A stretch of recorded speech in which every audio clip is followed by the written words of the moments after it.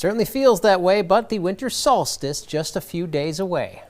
So meteorologist Stone Schaefer is going over just how much time we could gain over the next couple of weeks and months in this week's Weather-Wise.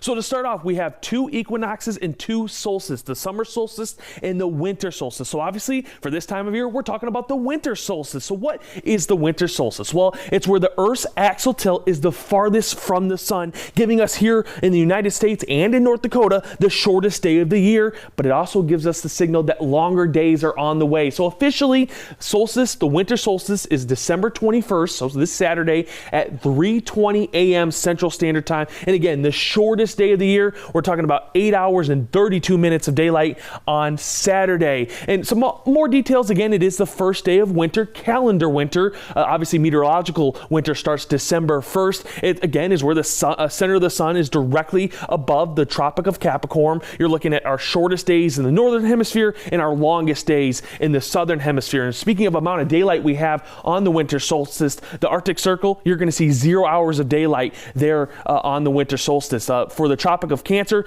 10.5 hours of daylight. The equator, 12 hours. The Tropic of Capricorn, 13.5 hours. And the Arctic Circle will see just about 24 hours of daylight here as we head into the weekend. And well, for us, what are our length of times? Day length starts to really increase as we get 1 week after the winter solstice. December 28th, you're looking at 8 hours and 35 minutes. So we gain almost 3 minutes of daylight in a week. We get to January 4th, we're talking about 8 hours and 39 minutes of daylight. So we quickly start to gain time, and it starts to really roll once we get to the end of January. So a month after the winter solstice, we're looking at 9 hours and 11 minutes of daylight. And then 2 months just in February, not that far away, February 21st, we're going to be looking at 10 hours and 41 minutes of that daylight here in North Dakota. So quickly gaining that time. And remember to continue to send in your questions so I can answer them here weekly on Weather-Wise.